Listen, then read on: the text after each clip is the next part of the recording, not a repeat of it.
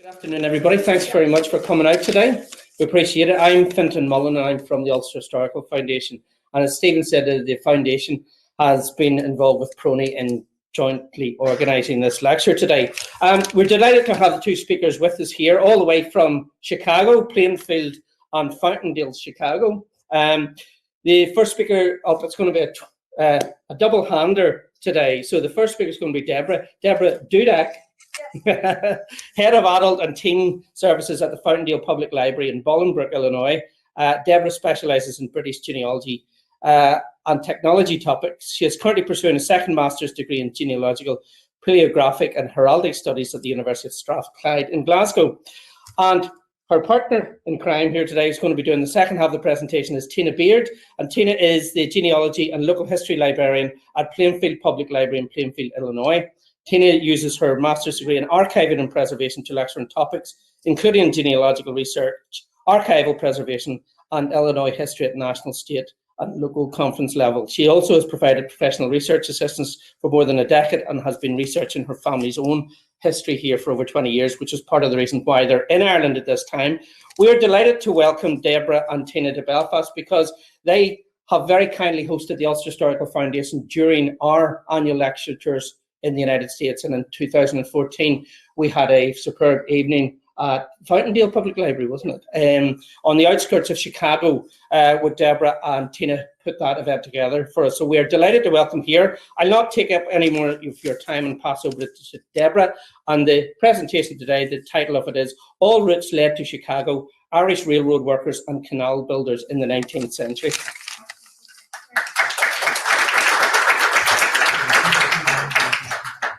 Hello, can everyone hear me in the back?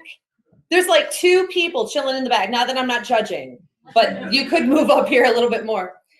Yes, thank you so much for the lovely introduction. Thank you all so much for coming out here to listen to us. I know you took a huge risk coming out today to think like, oh my gosh, what are these people going to talk about? How does this impact my research? In truth, it may or may not. But it's what Tina and I have found ourselves in as we've been doing our research here in Ireland, both in Dublin at the National National Archives of Ireland and the National Library, and then up here in PRONI, is that we're sometimes in the same situation a lot of American researchers find ourselves in that you all find yourselves in, with a lack of records, can't find the things that you want, having to go to different records or different sets or private correspondence or whatever have you to kind of find the things that you want. And we wanted to kind of introduce you to some of the ways that when people have left Ireland, where they're going, what they're doing for a living, how that's impacting our research in America, and how they're still coming back here to Ireland. They're still coming back here. I mean, you all see them. It's a lot different from when I was here in Belfast about 10 years ago. There was really great. Everybody was really lovely. They looked at me like I was an alien from a foreign planet because they never saw any Americans. They're like, oh, what are you doing here? I'm like, oh, I'm here. It's friends. It's great. You know, they looked at me like I was a weirdo. Y'all still look at me like that, but that's okay.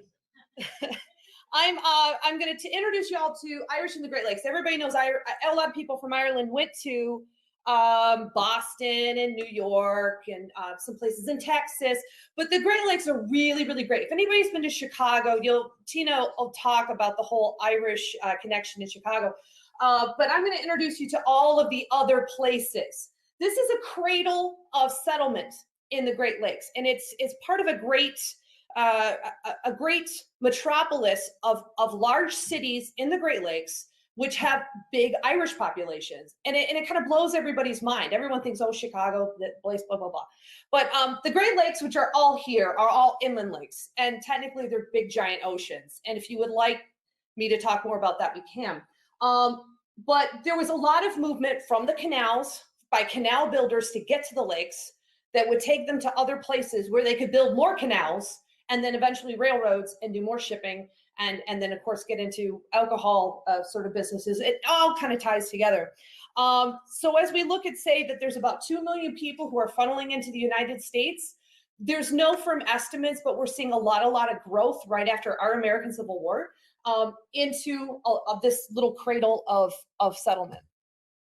So the Great Lakes region is very, very misleading. Most people would think, oh, it's Michigan, Illinois, Indiana, Ohio, but it touches in all of these states, which for our our research as sovereign states under one sovereign nation makes things very, very confusing. If you want to have a good time and if you want to brag, come to the United States and tell people how easy it is to go to one office to go get all your records, and people will just start to weep. They'll just start to cry. So I'm going to take you through some of these. Now, Minnesota, and we're just going to go in order of states coming down. The two states in our little Great Lakes region, which really did not receive a whole lot of Irish settlers, were Minnesota and Indiana, which kind of blows my mind because Minnesota has like one of the largest Irish festivals in August every year. They get thousands of people. I don't know if they import Irish people, so if you get any like posters on the wall that say, come to Minnesota for this festival, we need bodies, just don't go next year. I want to see how many people show up. So, but a lot of the people who are settling in Minnesota and they're coming in there are doing some shipping work, railroad farming, iron ore work, but all of that stuff has to be transported and all that stuff has to be going somewhere. So when our Irish are coming over and they're getting work in the railroads, they're also, they're building those railroads, they're working in the mines, but they're also shipping everything back. Minnesota is our cash cow one of our cash cows of the Great Lakes because of the mining. And I was talking to a researcher friend of mine who said that there's still pockets in Minnesota which are entirely communities of Irish miners. Like nothing has changed. Like they're all there. They all have the same naming scheme. And they said that they basically don't ever leave. And they somehow have a beef with the people from Germany. Are they Lutherans? The people from Lake Wobegon. And they there's this ongoing little thing. But Minnesota, not a whole lot of them. So, you know, they're primarily miners and building railroads and stuff. But they're having a good time in Minnesota if you don't mind a lot of snow. The same thing with Wisconsin. And Wisconsin's more intricate. When you look at things with Wisconsin, you're looking not so much at canal building, but a lot of railroad work and a lot of shipping. So Wisconsin is very, very fortunate to be on two of the Great Lakes, and they have a lot of other huge industries. They're doing a lot of farming because it's a big cheese making state. If you hear Wisconsin people called cheeseheads, they're doing a lot of dairy farming. And they're also doing a lot of brewing and brewery business. All of those have to be shipped. This is a major, without having a huge major city like Chicago, they're shipping beer, some of that iron ore, all of those cheese goods, everything out of the state and then down the Mississippi River, which is right here. And that's going all the way down to New Orleans. So a lot of really good places for Irish immigrants to have come into the country, to settle, to make a really, really good life for themselves. There's a really great, the state of Wisconsin also had a really, really great recruitment scheme where they're like, you know, you can work your tail off out here, or you can work here, but you won't get nearly as much back as you will coming to Wisconsin. I don't know if any of you have been to Wisconsin. There's not much there. All right. We make fun of Wisconsin. It's beautiful. There's a lot of farmland and it's gorgeous. But dude, there's like nothing there. You have to love being around nothing to love Wisconsin. But like I said, if you love to farm, if you love, you know, to do railroad work, if you like making beer, you like making cheese, it's a great place to go. They have great cheese. You should go. It's a fantastic place. And it's very, you know, it's surrounded by water on two areas. Now, I'm not going to say a whole lot about Illinois because I'm going to let Tina take the reins on a lot of these. But apart from Tina being able to explain to you a lot of the intricacies of the huge Irish influx that came into Illinois, we had a huge area of canal workers who were coming in to work the I&M Canal, which was a state-sponsored, actually a federally sponsored program to bring settlers and goods from the Erie Canal up into the Great Lakes. It was a massive undertaking. There were a ton of Irish immigrants who came in to work that. Very low wages, really horrible, horrible hours, a lot of deaths. There's a lot of places that you can still go and ride the I&M Canal in a boat. You can go and you can bike it. You can even see, you know, impersonators of Abraham Lincoln and Mary Todd Lincoln there. But what I love the most about this is there were 14 Irish newspapers in Illinois. Most of them are in Chicago. There's like one in Moline. Is that Moline? But the rest of them are in Chicago, and you have your pick. They have Irish newspapers asking about people from Ireland writing the Irish newspapers in Chicago, asking to know where their relatives are. And that's really, really great. And a lot of these are either going online in places like Chronicling America, which is a free newspaper website, to some of our online databases that are pay sites like newspaperarchive.com and stuff. But if you go through the columns asking for people, asking for relatives, that's a really, really good place to go. Indiana, again, one of those places that really doesn't have a whole lot of people coming in from Ireland, but there was a lot of canal work. There's a lot of canal building from about 1820 through about 1857, 1858, 1859. And Indiana was one of those places that did have a group of canals that were being built. And the land was cheap, so people were able to come over here. They were able to make a very good wage, which is very different from the I&M canal situation in Illinois. And in Indiana, people were able to dig for the canals, get really good work, and then they got really super cheap land. And the land in Indiana is great, banging farming going on out there. So when they've got all of that kind of built up, you have a lot of people who are coming into Indianapolis. They owned a whole section, the Irish immigrants had a whole section of Indianapolis, and they still continued to have Irish immigration well into the 1920s, 1930s. And they had a huge community. People were still coming in. They just did a really great oral history project in Indianapolis with one of the parish churches, where they had people who had come over during the 20s, 30s, and then right after the war to discuss like why they came over, what was their family life like in Ireland. And one gentleman talked about how he had left, his mother had left as a young woman, probably about 1900. And he and his mother went back in the 50s, back to Ireland to see where she was born. And his mother said the house looked virtually the same. There wasn't anything, nothing had really changed. And that the big excitement was that they finally got one of those self-agitating washing machines with a roller on it.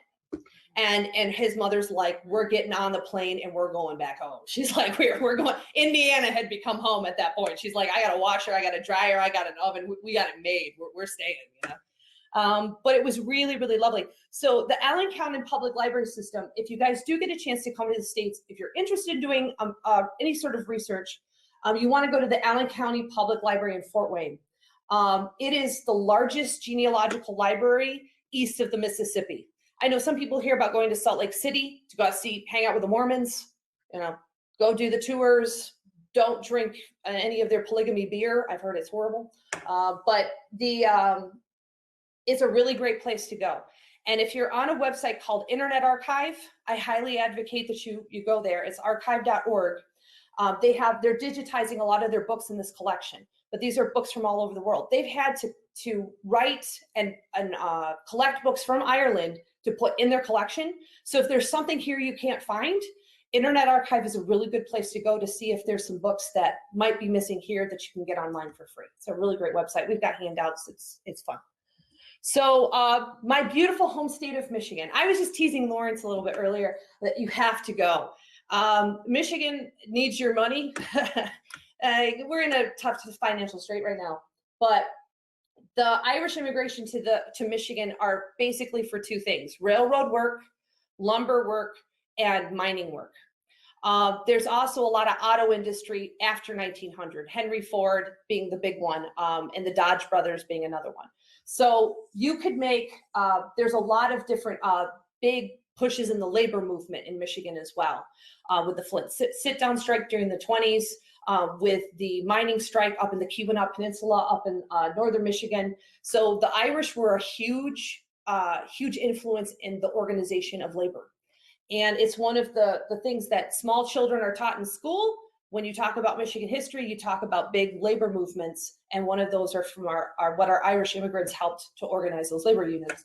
So I looked and said that if anybody's really, really interested in learning more about mining and mining records, there were extensive iron ore mining records for Irish immigrants kept in Michigan, and they're held by the Department of Natural Resources up here in the Keweenaw Peninsula. All the way up here. They are not online. They are not online. They are not indexed. But if you would like to see, they have full notes. agitators. No offense, they're all called agitators. I don't know why. They're just labor unionizers. Like anyway, but they'll have full dossiers of people. They'll have full information about their home life. They kept letters. They went through people's mail. It's really kind of interesting stuff. The state of Michigan has no money to digitize these, no way to make these available. But again, that's that whole, we're keeping track of you through your relatives in Ireland. So if you're getting any news coming in from them, we're going to go track that down too. So it's a really interesting angle when you're looking at records from Michigan. But apart from that, there's so much to do with shipping, a lot of shipping work as well, a lot of ships going from, again, Wisconsin coming through the Great Lakes. So we actually have several Coast Guard schools and several merchant marine schools and things like that in Michigan, Coast Guard schools, all of that in a bag of crisps, because Michigan, you're never more than 88 miles away from water, from any one of the Great Lakes, no matter where you are in the state. That's just a blessing that we have. So Ohio, the one state that has no giant emblem in the middle. I love this. I love Ohio. Ohio is a fantastic place. It was one of the earliest states for settlement from westward migrating Irish immigrants who are coming in. Now, this is way pre-famine. So people are funneling into the state starting after the Revolutionary War. We had acquired this land in a treaty with the Native Americans. So Irish immigrants who had come to some of the early colonial states, especially Pennsylvania, are moving into Ohio because it's just free land. Go get it, have fun with it. And they're moving in and they're settling. Really great lumber, really great farming. And then of course you've got the shipping up on the top of the coast. Now, there was a huge canal that came through the Ohio and Erie Canal and the Miami and Erie Canal, which were both giant canal building projects that took place from about 1830 till about 1845. And those not terribly well paid, but it was enough that people were writing friends and saying like, hey, come to Ohio, we got jobs, we got tons of jobs. They had more jobs than what they had people for. And then of course, when they got through building the canals, building the railroads that went through, then they had a huge boom in their industries for making all sorts of factory goods. And then they're shipping them out through Cleveland, which was a huge settlement for Irish immigrants in Cleveland. And they were shipping those out to the Great Lakes and then of course into the Atlantic. So Cleveland was a huge boon. Of course, it's recently gone through some really horrible, dire economic times, but it's really started to reboom. And if you have anybody interested in doing Ohio State research, this is a great state to do research. Nearly everything's online for free. If you can request stuff from counties, they'll give it to you for free. They're one of the best, most helpful states that you will ever work with. I can't advocate the state enough, and they've done a lot to preserve a lot of their Irish historical sites, and a lot of the smaller communities, they haven't bulldozed through them and have made them into like giant interstates and stuff like that. They've done a really good job of that.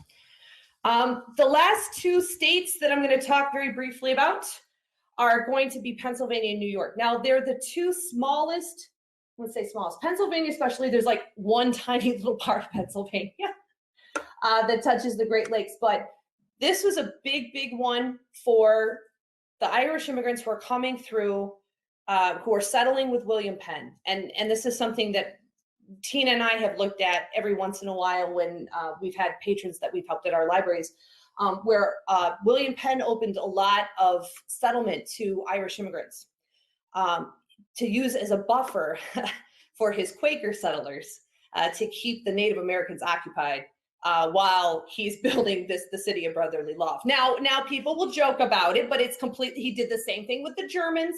So I'm just saying that he's using a lot of different ethnic groups to buffer his city of Philadelphia. So whether it was intentional or it was just basically to give people free farmland, I'm not going to make a decision of that right now. We just say thank you very much. Thank you for the free, awesome land. Pennsylvania has very good records. So we were looking at Pennsylvania and saying as people are moving up through Pennsylvania into Ohio, because remember Pennsylvania is right next to Ohio, so they're settling in Pennsylvania. As soon as the Revolutionary War is over, the free land time, let's go to Ohio. They start moving into Ohio, and that's where we start getting some of that early migration into the western parts of the United States. But basically because Pennsylvania was such a hotbed. huge Irish communities. A lot of them very rural, but they were farming folk. So this is where we kind of say it's our first big wave of our Irish immigrants that we can kind of put our finger on, because William Penn did kind of keep them in one specific spot, one specific area. And then of course, New York. I'm not going to talk anything about New York City. New York is a jigsaw puzzle, where half of their, if we looked at their records the way we look at a jigsaw puzzle, that half of them are gone. The other half have been, nobody knows where they are. There's another portion that can't be accessed because of incompetency. And then there's another portion of people who just don't care and won't give you those records. And you have to send them a $20 bribe to get them. I've had to do that 2 or 3 times. So I'm not going to talk too much about New York records as it is, but of the large city that's really part of this whole metropolis on the water, which is Buffalo. Buffalo had a very sizable, respectable trades and trade class and working class Irish area in Buffalo. It's going through a renaissance, so if anybody's interested in going to see, either buy a really cheap American property or to go just see some of the original structures and original buildings to these Irish neighborhoods, Buffalo has a big arts and historic preservation movement right now. So it's a good time to go and take a look and see what they've managed to preserve. But Buffalo is a huge shipping and brewery industry. And I always am very, very mindful that people are getting to through the Erie Canal. They're doing a lot of different canal work and some other sort of light industry. But the upper reaches of New York are farmland. It's some of the most beautiful, picturesque farmland you'll ever see. And some of the people who are living up in these areas near the lake have Irish ancestry.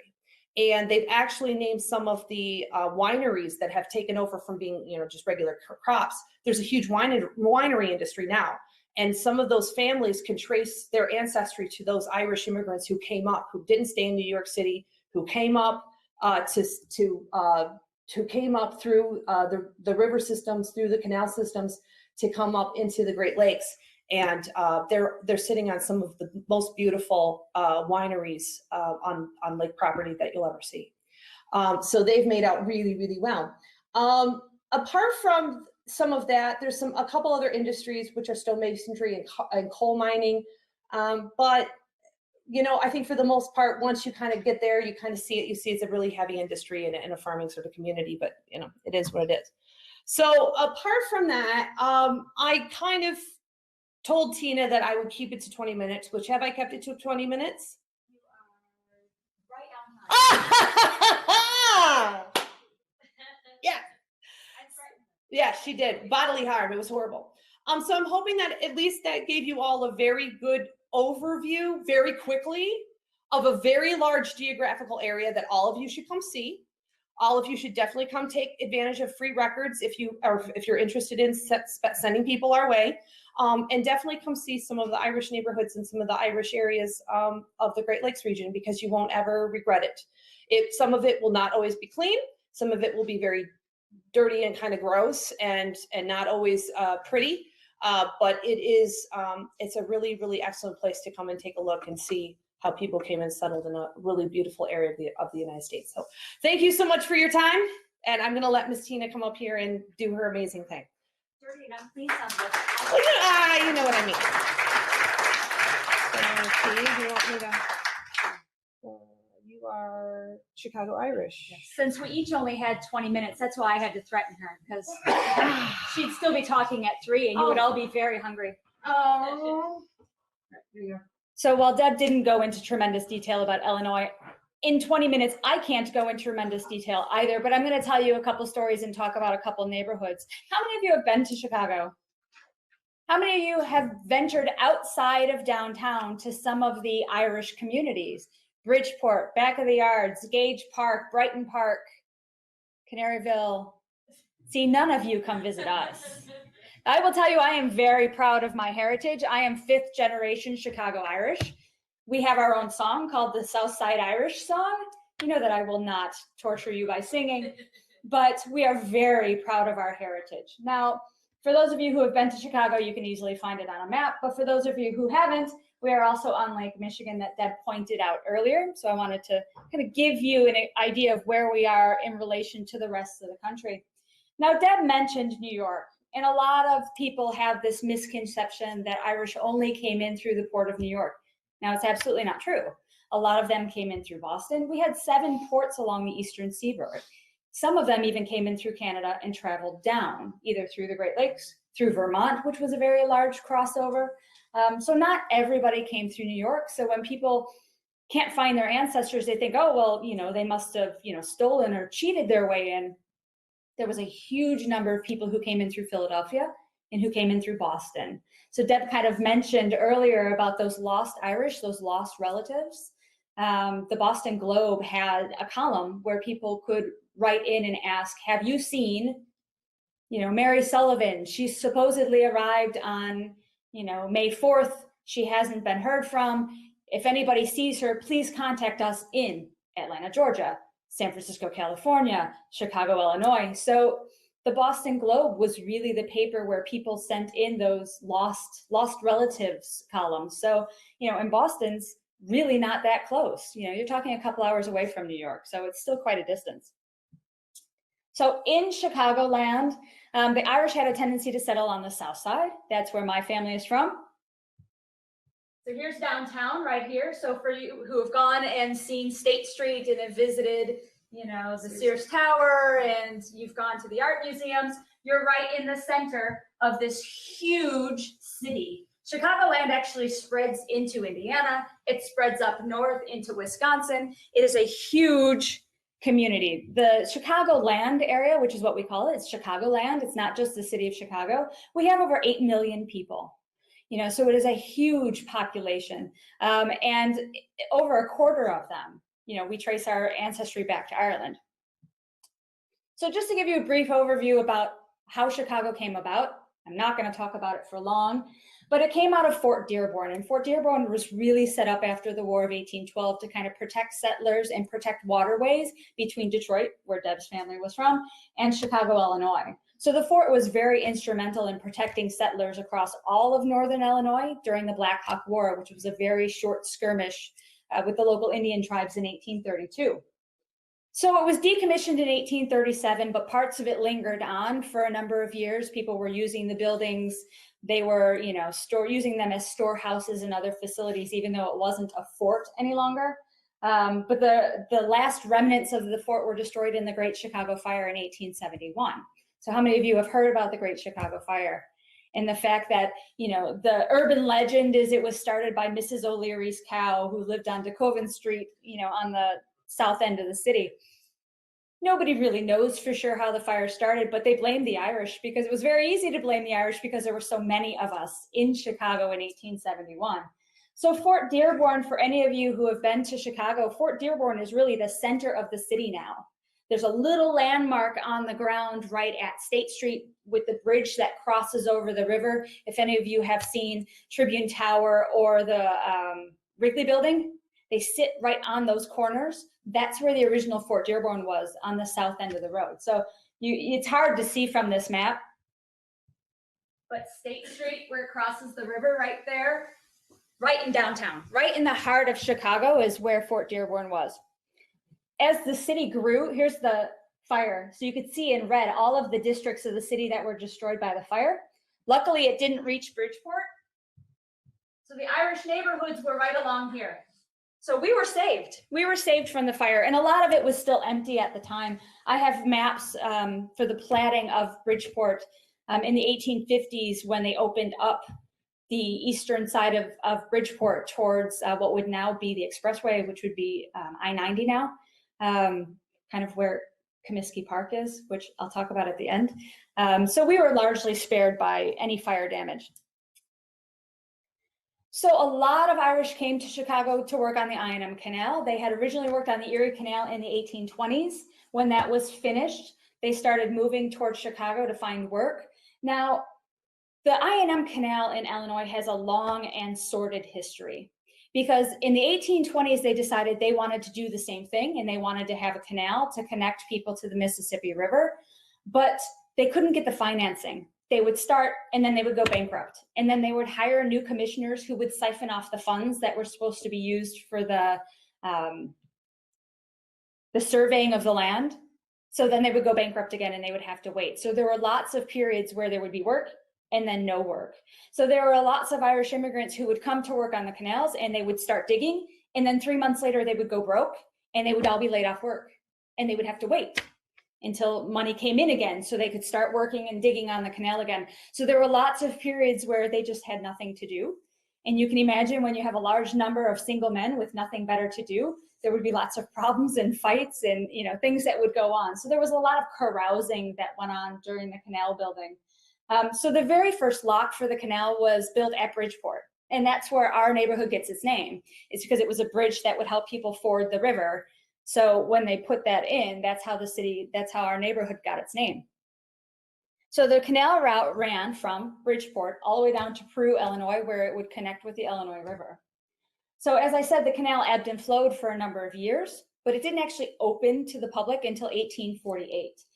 So there are records associated with the canal, and the vast majority of them are in Springfield, Illinois, in the capital. But there are records on the I&M Canal that you can find in each of the communities.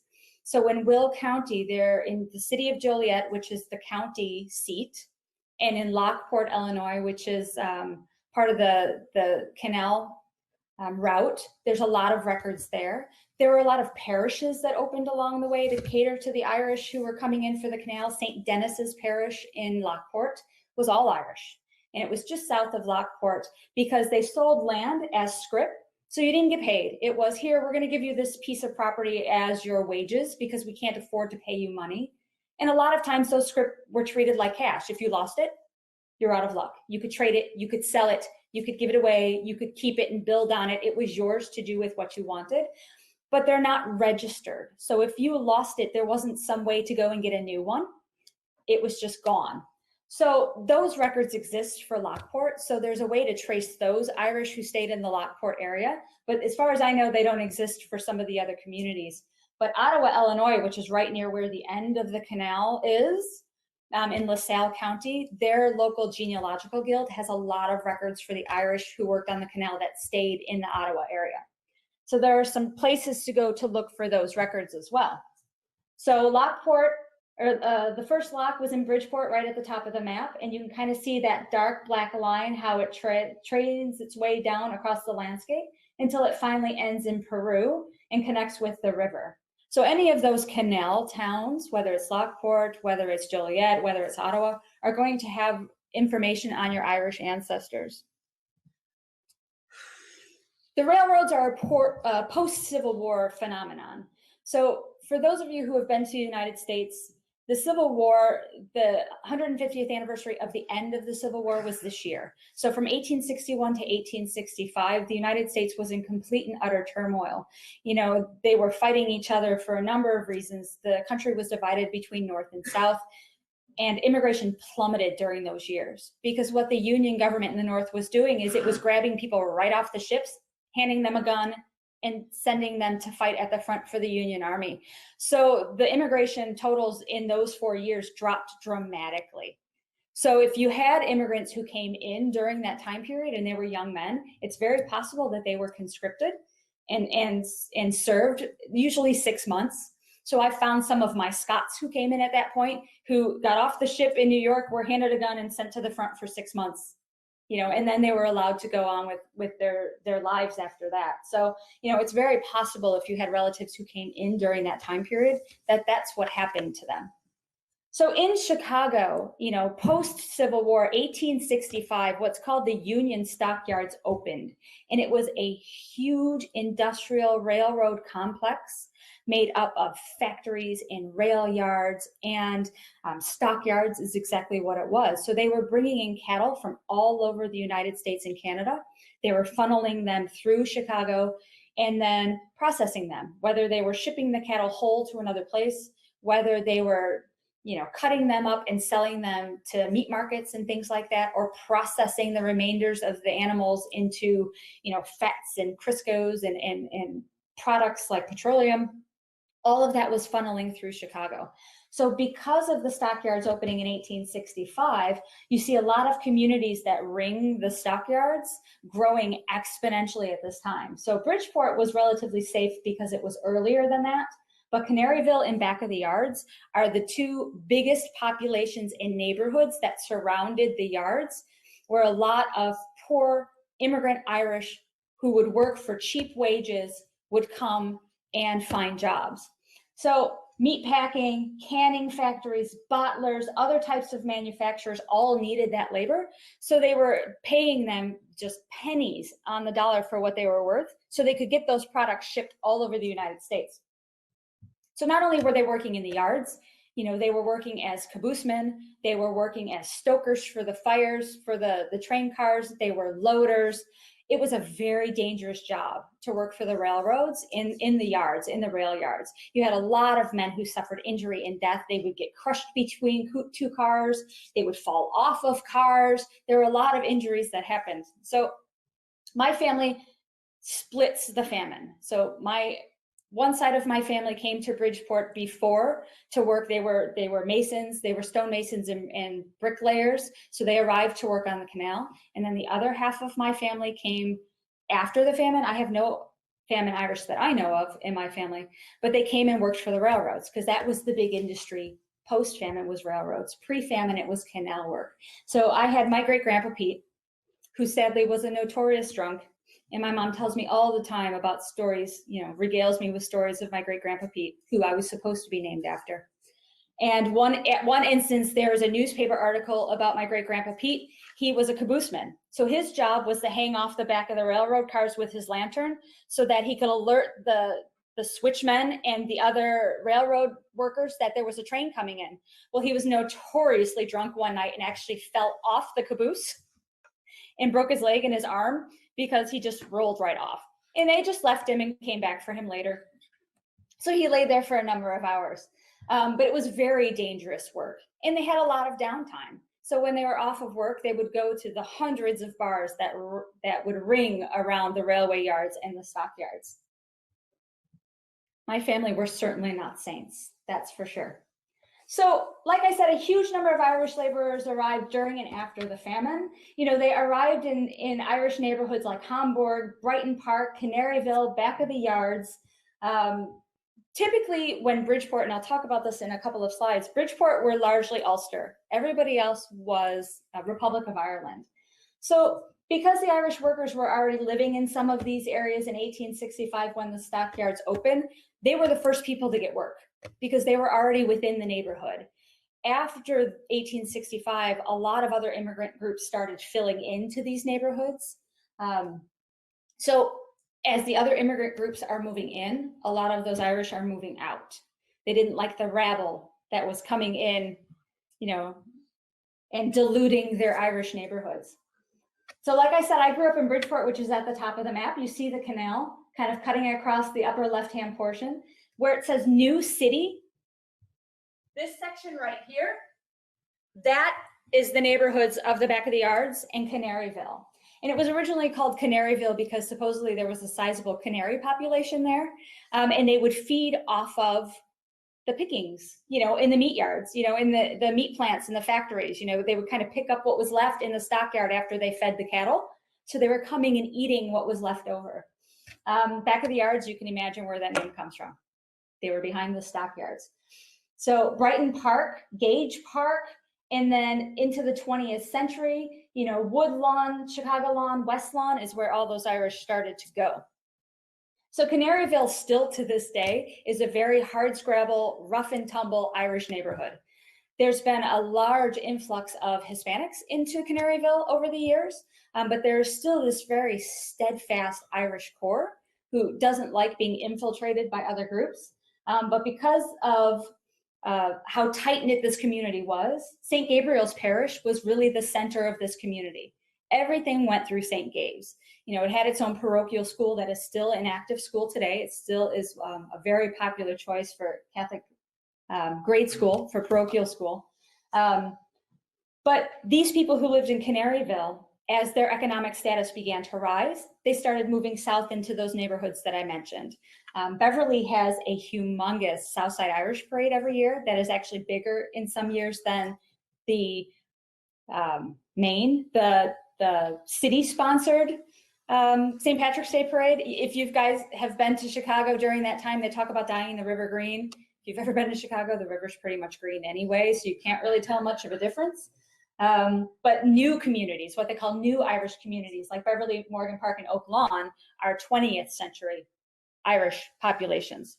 Those people who wanted bigger yards, they wanted more space, they were sick of living on top of each other, moved south into those neighborhoods. So the Union Stockyards, here's a couple photos of what it looked like.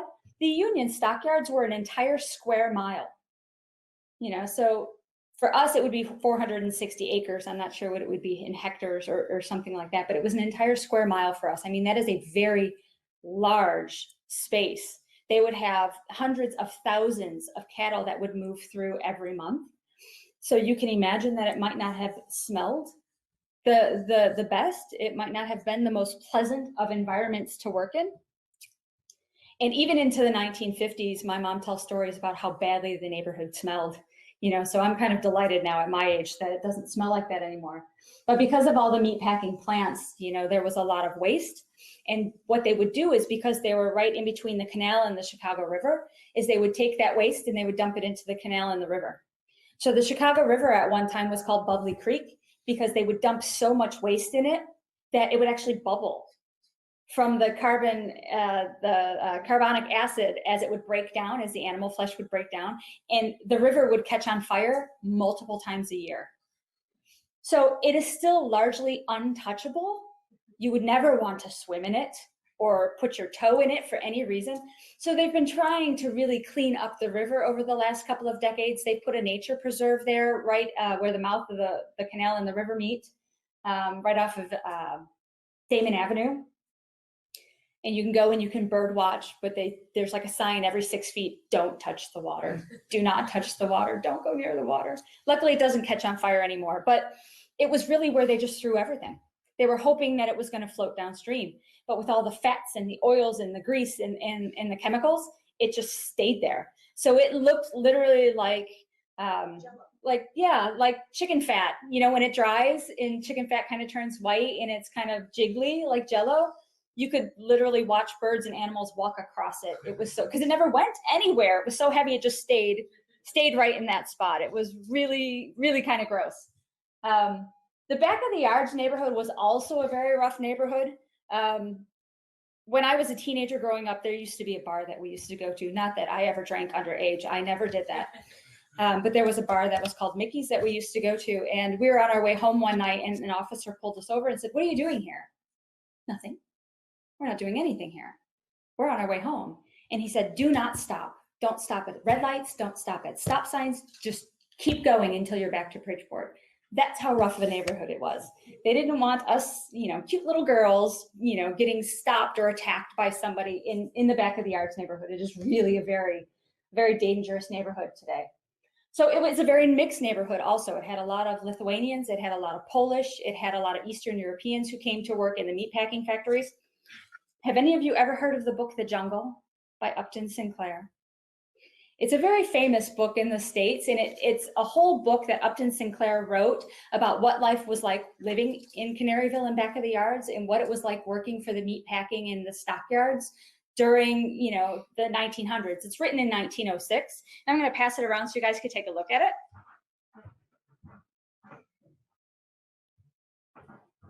You should be able to find it online for free. You can download a free copy of it either through the Gutenberg Project or Google Books or another type of online bookseller. But it's really worth a read. So if you had family that you've heard of that came to Chicago and worked, you know, or lived in back of the yards, it really gives you a horrifying example of how hard and how rough life was. They would work 12, 15-hour days. You know, they would get paid pennies. In turn, they would have to pay dollars for their rent. You know, you would have 12 to 15 people living in a single room apartment altogether. You know, they would sleep in shifts.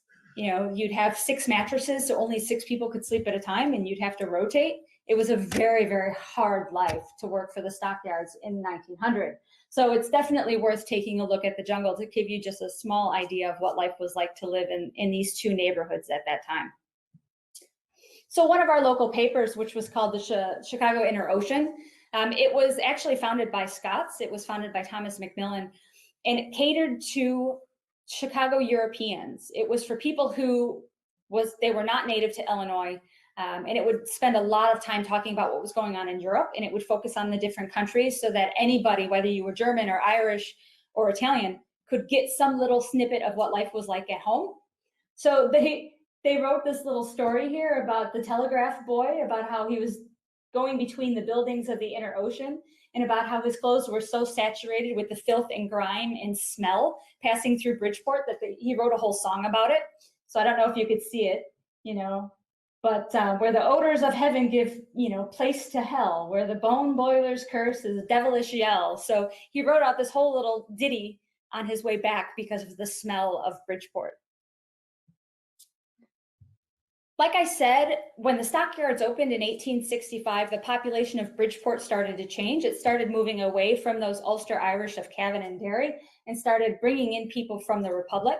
So they talk about in Bridgeport and Brighton about how it feels like old Ireland, how Tipperary and Limerick and Sligo and Bantry all met here, to feel a little piece of their countryside, and they talk about the, stand smoking at the door and Irish women with a dozen or more babies, crawling around, and they talk about dogs and, humorous pluck of the Irish.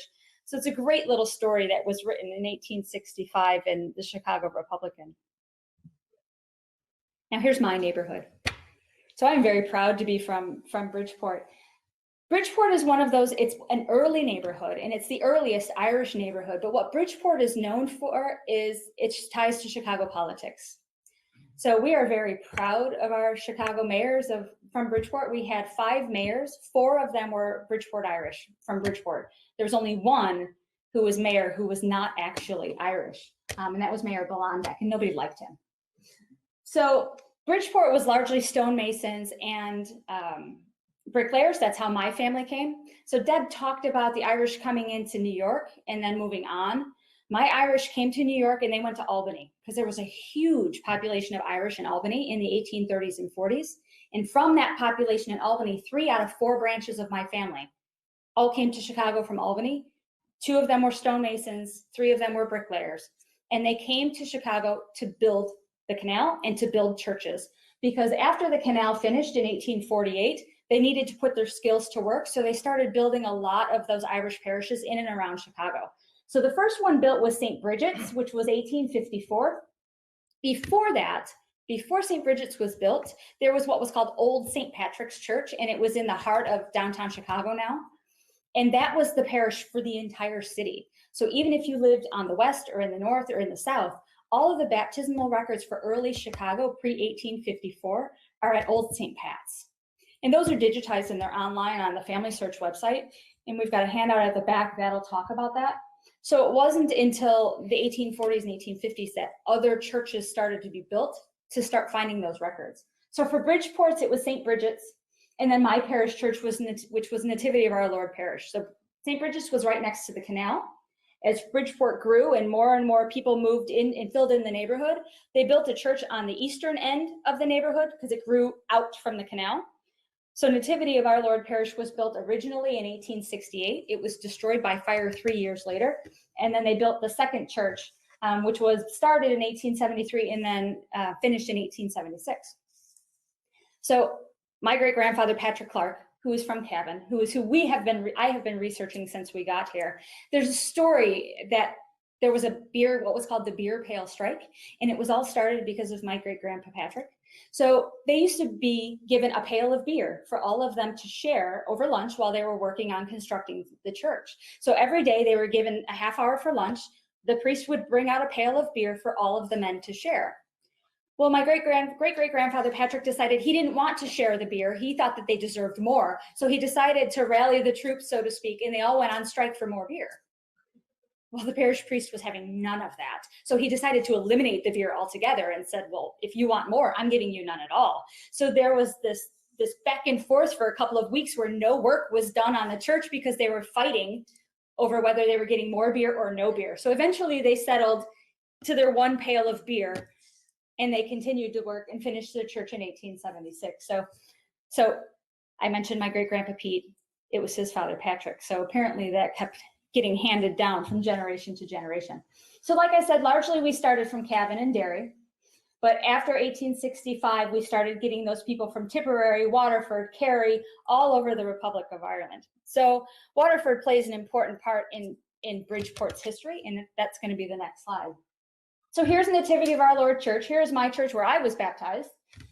In Chicago, as Bridgeport was already above everybody else because we were skilled laborers. We were masons, we were iron workers, we were bricklayers. So we already had a step up from those Irish who were working in the back of the yards in Canaryville, who were unskilled laborers. So we already had kind of a step up towards greatness, so to speak. So in Chicago, as more and more Irish politicians were getting elected to office, Bridgeport kind of rose with that population. So if you've ever heard the term patronage jobs, basically that starts in Bridgeport. We've also invented dibs too. That's a Bridgeport thing. So what would happen is an Irish politician would get elected to office, and then he would fill all of his positions with his cousins and his brother and his neighbor down the street.